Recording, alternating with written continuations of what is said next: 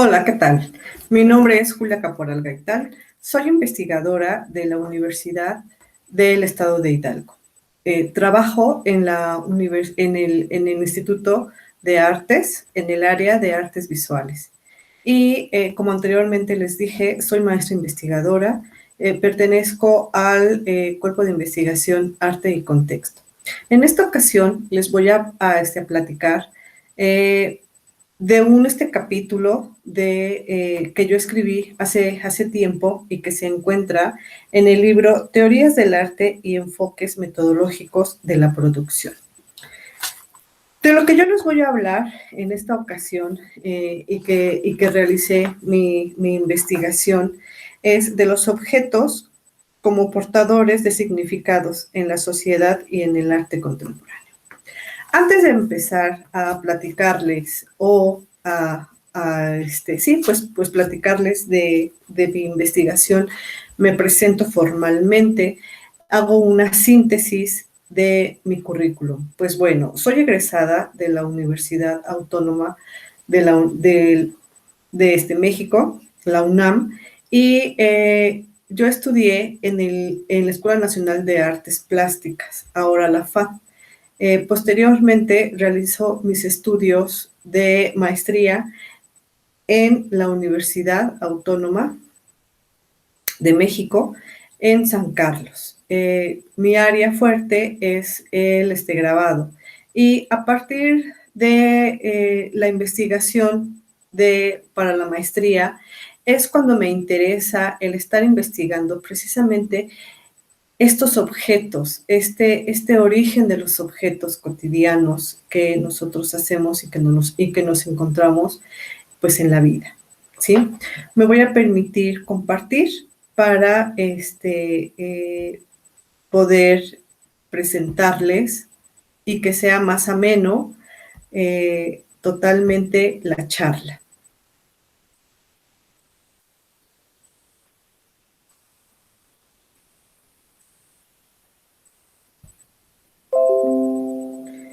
Gracias. Bueno, aquí vamos a ver la presentación que les preparé. Y pues bueno, es Universidad de Guadalajara, Centro Universitario de la Costa, Departamento de Artes y Educación y Humanidades. Congreso Internacional, Teoría del Arte. El título de mi charla prácticamente es Objetos como portadores de significados en la sociedad y en el arte contemporáneo. El sentido del tratar de entender qué es un objeto. Todos hablamos constantemente de los objetos, de que tienes un objeto, qué es un objeto, cómo haces el objeto, etc. La Real Academia nos dice ese significado, que es un significado muy amplio que se le da. Pero poco a poco vamos a ir tratando de entender este significado y el significado que se le da a los objetos cotidianos, a el arte o en el arte. Pues objeto es todo lo que puede ser material de conocimiento o sensibilidad de parte del sujeto. Este puede ser sujeto y objeto.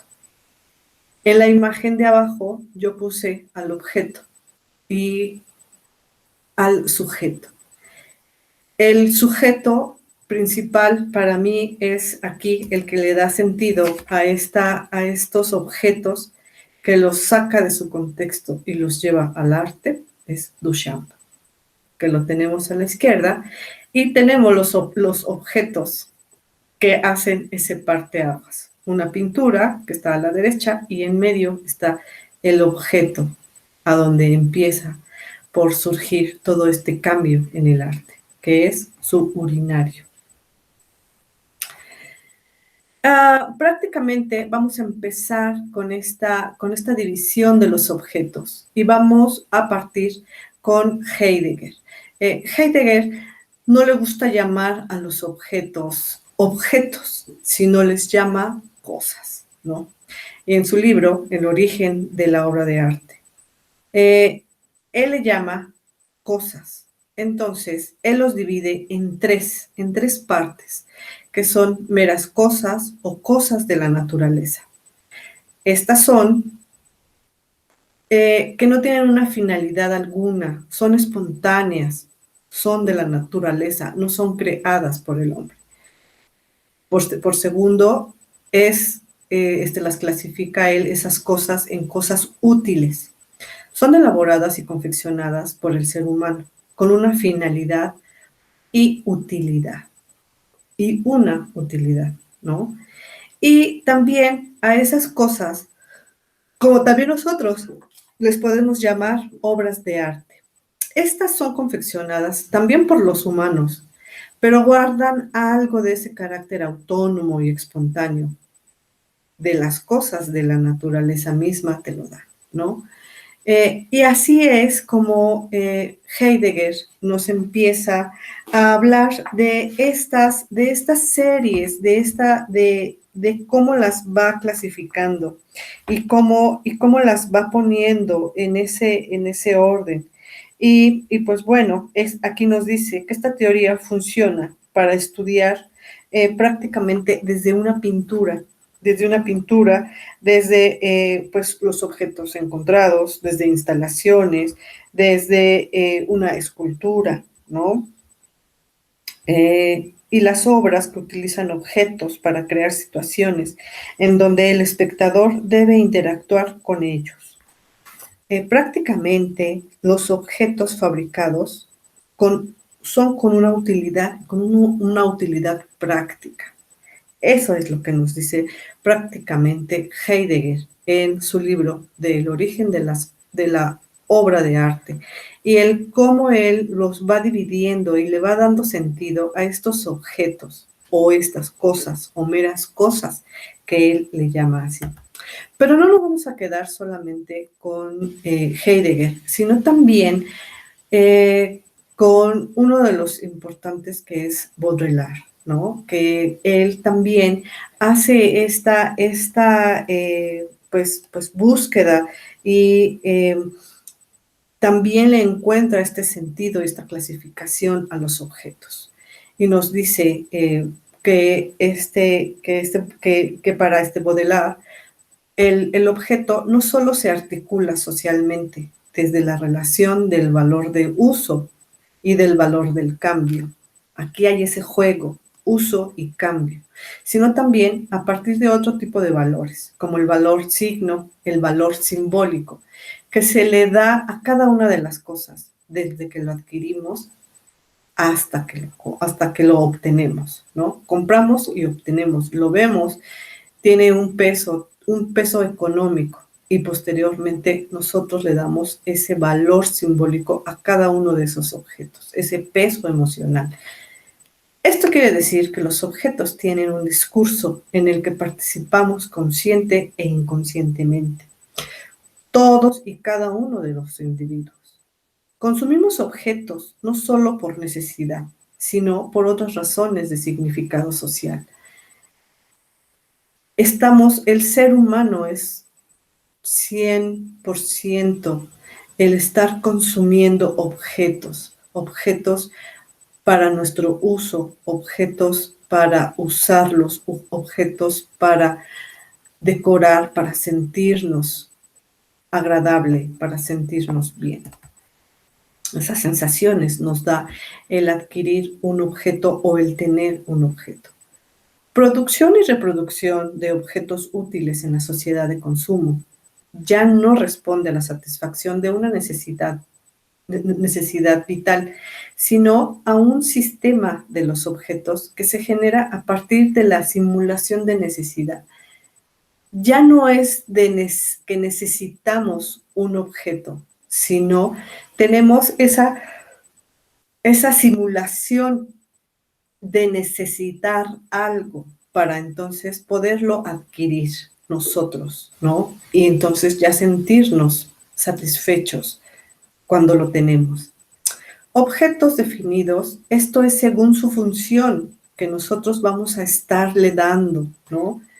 aunque no tenga una función definida, nosotros siempre le buscamos algo y, y le damos ese peso, esa emoción, esa función emocional principalmente. Las obras de arte también son distribuidas y pertenecen a este discurso objetual. Los coleccionistas adquieren una obra principalmente por su valor simbólico, de poder y de estatus que le otorga la sociedad.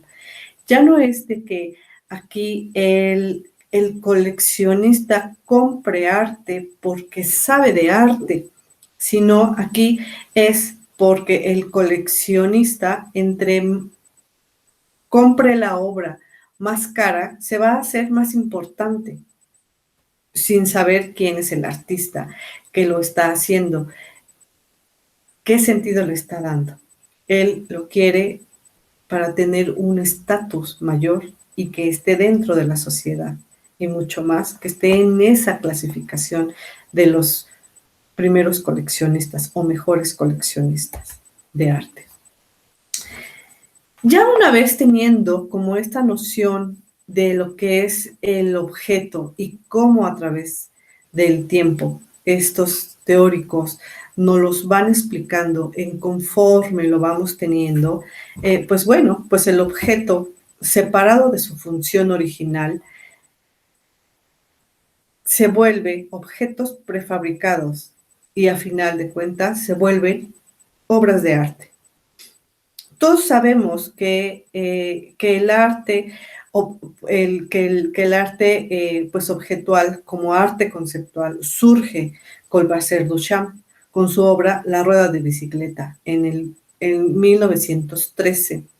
También con el urinario, a donde saca ese objeto del algo cotidiano y lo lleva y lo presenta a una galería.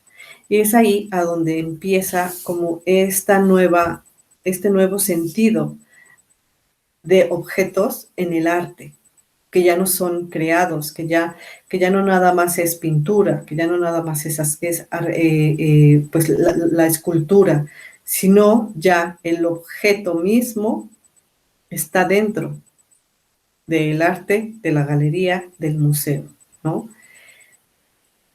El arte empezó a cambiar por la forma en que Duchamp liberó a los objetos de sus determinaciones de utilidad y consumo.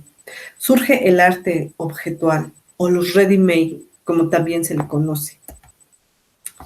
Muchísimo. Y dentro de esto, nosotros vamos a ver que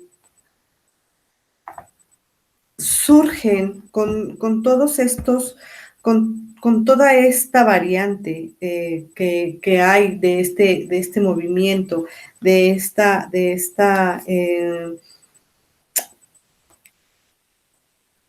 este cambio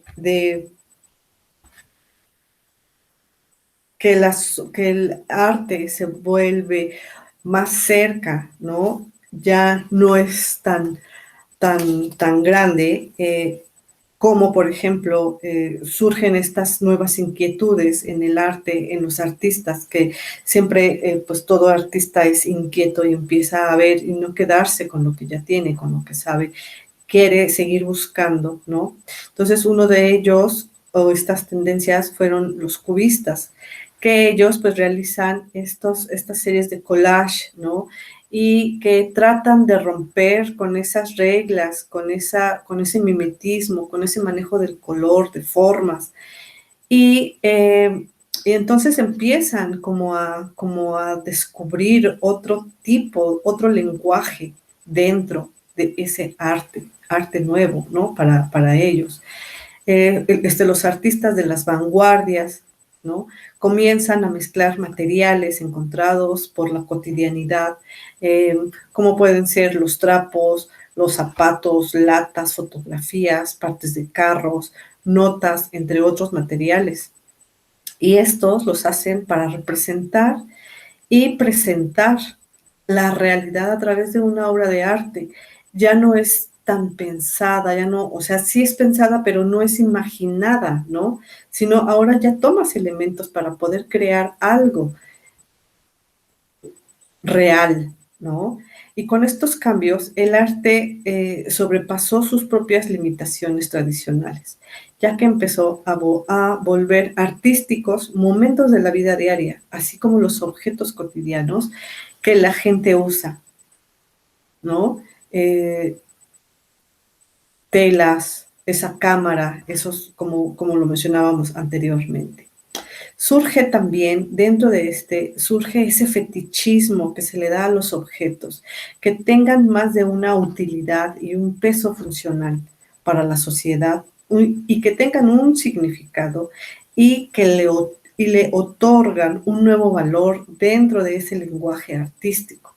Ya no es una simple lámpara, ya no es un simple recorte de periódico, ya encaja y ya tiene otro peso y otro significado al estar dentro de otro lenguaje. Una de estas ramas importantes y de estos cambios que a través de estos se va haciendo es pues los objetos prefabricados, ¿no? Que se van encontrando de un objeto fabricado que se le da sentido y le va a dar sentido a otra cosa, pues bueno, son los objetos separados de su función original y se le está dando otro sentido, ¿no? Y entonces viene este nombre que se le da a los objetos prefabricados. Pues a partir de la utilización de objetos prefabricados en el arte, surgen nuevos medios como el ensamble, la instalación, que cada uno tiene características muy específicas. En este caso podemos hablar del ensamblaje. Este se ejecuta con base a la mezcla de objetos de desecho que se van encontrando, que se van adquiriendo, que se van buscando a ese ritmo, ¿no? Que la vida te va dejando. Y estos desechos pueden ser como vestidos, fotos, bueno, vestidos no necesariamente, telas, ¿no? Recortes, maderas, frases de papeles que te impactan, que dan ese sentido. Y pues bueno, esto es para realizar una obra de arte que va más allá de esa pintura, de una pintura convencional o de una arquitectura, de una escultura convencional, ¿no? Entonces, aquí es a donde se empieza a fusionar, se empiezan a hacer estas mezclas de estos objetos, quizás a lo mejor encontrados, quizás a lo mejor comprados, buscados, ¿no? Y uno de ellos es aquí en esta imagen, para mí es uno de los artistas como más importantes y que tiene ese lenguaje de estos objetos prefabricados, de estos objetos encontrados y que le va dando esa estructura, ese sentido para poderlo representar y presentar así. Y bueno, pues estoy hablando de Robert Rauschenberg, ¿no? Con esta, con, en la, con esta pintura combinada, porque es de esta serie, y les hablo del monograma, ¿no? Es a donde tiene este animal disecado, ¿no? Y entonces está pintado, ya hay pintura, ya hay una llanta atravesado, está formando una escultura, tiene pues elementos encontrados que están y que son parte de esta pieza, ¿no? Y él es el que pues empieza a crear estos objetos prefabricados. Obtiene varios para poder hacer y realizar uno solo. Pero también dentro de viene este arte de consumo y estos efectos de la cultura de masas para que entonces el público, esas masas, lo puedan adquirir más fácilmente y puedan transitar, llevar parte de ese arte, sea parte de ellos, ¿no? Y en eso, bueno, pues la mayoría de los casos de este objeto artístico se convierte pues en un objeto de consumo y prácticamente todos conocemos las latas Campbell's, ¿no? Las bolsas de papel impresas con estas latas, o por ejemplo las cajas brillo, ¿no? Que son objetos cotidianos, que son pues objetos que sirven para guardar objetos, ¿no? Para guardar cosas. Y entonces Andy Warhol los saca de ese contexto y los lleva a otro, que es la galería, ¿no? Y entonces, pues ya lo presenta como una obra de arte. Pero también están otros artistas, están artistas más recientes que también tienen ese contacto con la cultura de las masas. Y, y ellos son, por ejemplo, pues Demian Hirst, ¿no? Que está como, juega con estos elementos, juega con estos pues animales dentro de estas peceras, que hace estos cuadros de estas composiciones con insectos, que juega con estos elementos, con estos objetos, cráneos, los transforma, ¿no? Y los lleva de un objeto, los hace otras dimensiones, crea ese cráneo con diamantes, ¿no? Y entonces y se acerca a esa cultura de masas. También es pues artista Murakami, ¿no? Que es el que está totalmente, y que hace este juego de elementos, este juego de obras que las hace para que el espectador, para que las masas, así como Andy Warhol en su momento, los tuviera y que sean parte de, ¿no? Entonces tú puedes ir por la vida con una bolsa impresa con sus imágenes de las flores o de las caras, etcétera, ¿no? Entonces ya llevas por la vida un bolso Murakami, ¿no? Pero también dentro de este juego o de este acercamiento con las masas, están este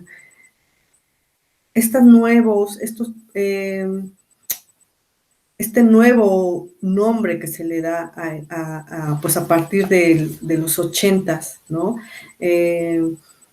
De la década de los 80s del siglo XX, surge pues este grupo de artistas que se le denomina simulacionistas, que simulan ese objeto real que va más allá del hiperrealismo.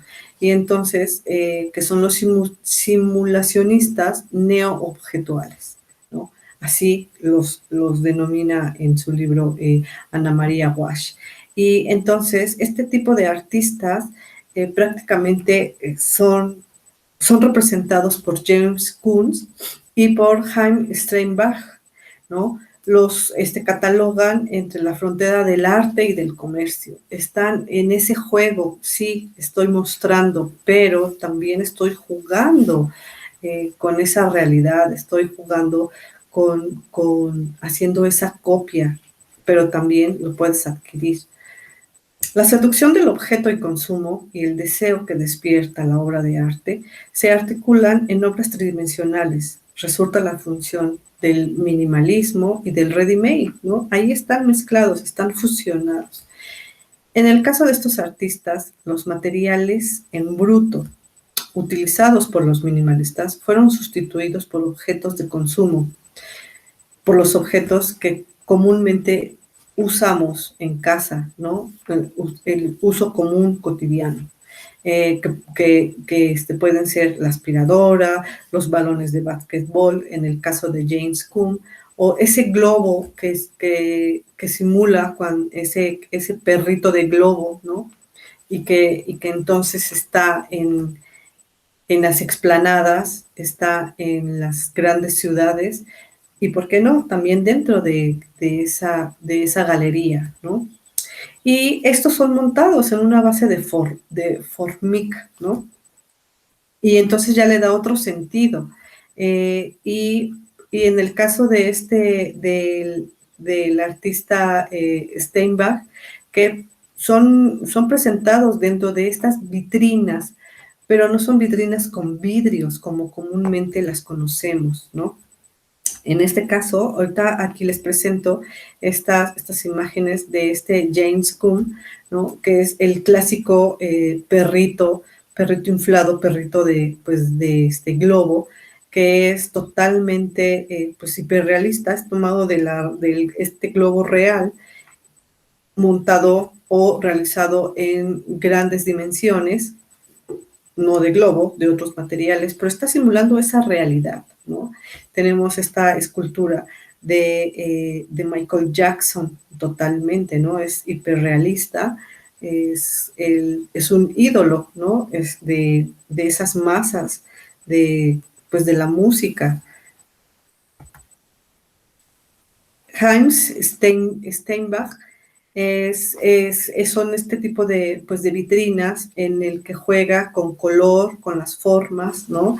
Y entonces siempre está ordenando, siempre hay hay tres piezas que van de con jugar con esos colores. Si es rojo, tiene que tener un color contrario y entonces en un color sólido está otro y siempre son pues dos elementos, tres del mismo. Está haciendo ese juego de elementos, ¿no? Como también se ve en la otra imagen de la derecha, que está su otra vitrina, está este tipo como de recogedor, estos cascos, ¿no? Uno rojo, uno blanco. En esa vitrina roja está el blanco, en la blanca está el rojo. Atrás hay unas cajas, entonces, que también es ese juego, esa composición, esa armonía que se le da, ¿no? Pero dentro de esto, de este sentido, de este ordenamiento, de ir conociendo esta clasificación de objetos que a través del tiempo se le va dando, y esa importancia que se va teniendo entre objeto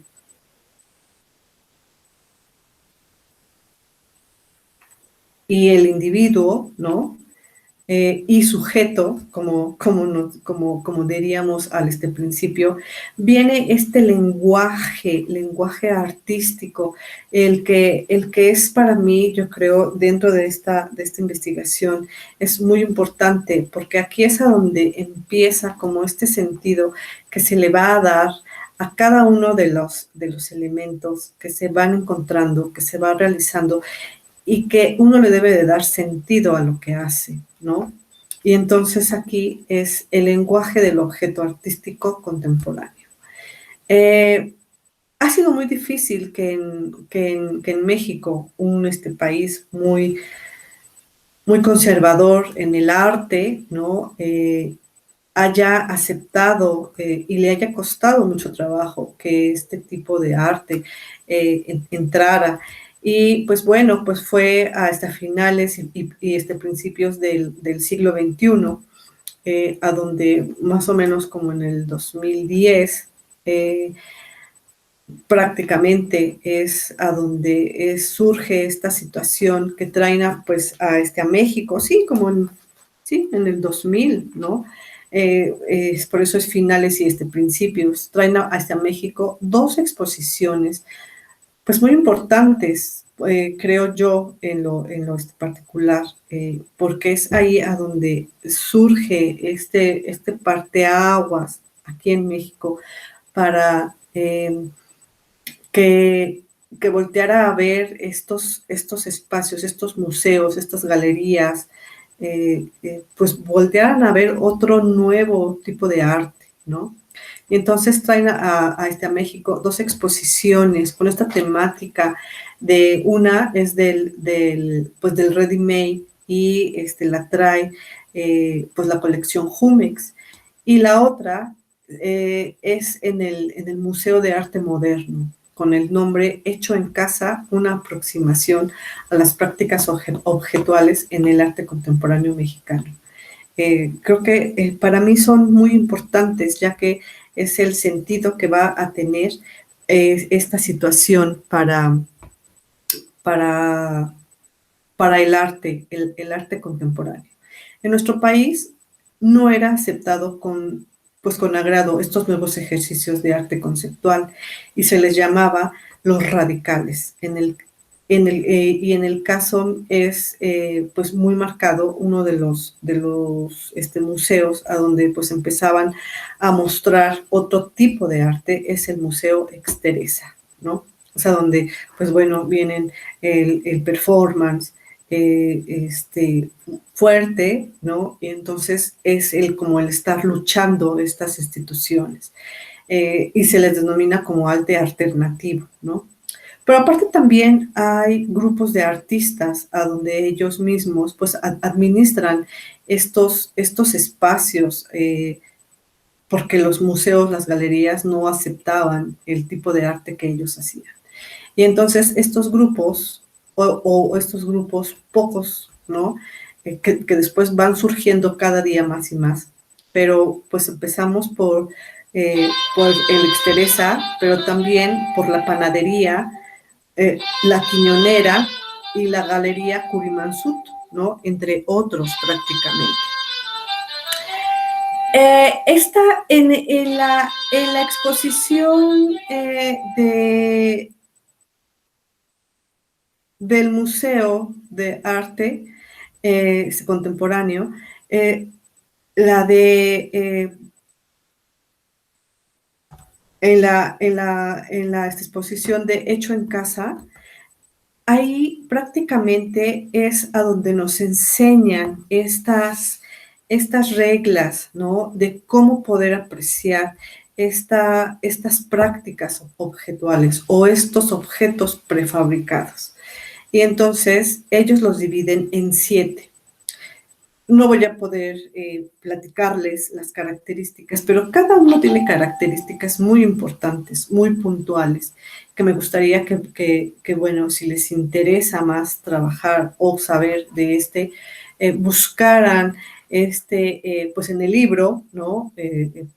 Mi artículo, mi capítulo, o si no, busquen la exposición. Y entonces ellos los dividen en 7. El ready-made, el objeto como forma, la forma como escultura, el objeto encontrado, los ensamblajes, el objeto documentado como gesto escultórico, la objetualización del espacio y los procesos, el objeto como vehículo y objeto como testigo. Cada uno son muy importantes porque es aquí a donde nosotros como artistas debemos de empezar a ver en dónde está dentro de esta clasificación nuestra obra de arte, ¿sí? Entonces, en esta diapositiva viene aquí, pues, un poco para ilustrar estos 7, ¿no? No son todos, son algunos. Entonces, objeto como documento. Este objeto, en esta nueva generación, pues ya pocos conocen una máquina de escribir. Conocen estas cartas, ¿no? Porque ahora pues todo es a través de una computadora, de una tableta, de un teléfono. Este documento, ¿no? Esta credencial que te identificaba y que ibas por la vida, ¿no? Con esa identificación. Estos elementos que son parte de una historia, ¿no? Y que ahora es un documento de ese tiempo que va transcurriendo o que transcurrió. Objeto como escultura, ¿no? Es aquí la simulación, una pieza de piedra y entonces tiene un cuchillo, ¿no? Y entonces ya se fusionan estos objetos y ya están simulando algo, ¿no? Algo de la vida cotidiana. Tenemos el urinario, ¿no? Que es un ready-made, que es aquí, es la clave o la pieza clave de toda esta situación. Los objetos encontrados, que tú vas por la calle, vas a un tianguis, a un espacio y vas encontrando algo y entonces tú le empiezas a dar un sentido, lo vas clasificando, lo vas ordenando por color, por tamaño, por textura, como tú quieras. Y entonces tú haces de estos elementos encontrados, haces tu pequeña galería, haces tu pequeña vitrina, tu pequeña muestra. Con esto, pues bueno, prácticamente vamos a dar una pequeña conclusión, ¿no? De lo que es prácticamente esta breve, pues, charla, pues, investigación que nos da esto. Dice, de todo lo que hemos visto hasta aquí, podemos concluir que los objetos, más allá de su función utilitaria, pertenecen a un sistema complejo de signos que se articula en nuestra relación cotidiana con ellos. El arte es un terreno en el que se cuestiona, deconstruye y organiza este sistema objetual de significados y significantes. En este trabajo buscamos crear un panorama amplio cerca de diversas formas de las prácticas objetuales en el arte moderno y contemporáneo. Y creemos que es importante para todo artista visual tener en consideración este amplio abanico de posibilidades. Aquí ya se nos abre a los artistas. Ya no nada más hacemos pintura, foto, escultura, grabado, sino ya también podemos tener ese abanico de posibilidades para hacer un ready-made, hacer un arte pues objetual con objetos encontrados, ¿no? Con un documento histórico, etcétera. Finalmente, es importante aclarar que la división de las diversas formas utilizadas por los artistas en relación con el arte objetual es solo una propuesta que se tomó para analizar este fenómeno. Sin embargo, estamos conscientes de que existen otro tipo de analogías y estudios importantes en torno a este fenómeno artístico. No nos quedemos con lo que nada más conocemos, con lo que estamos acostumbrados a ver, a conocer. Démonos la oportunidad de conocer lo desconocido. Muchas gracias por tomarse el tiempo de escucharme. Muchas gracias. Me despido.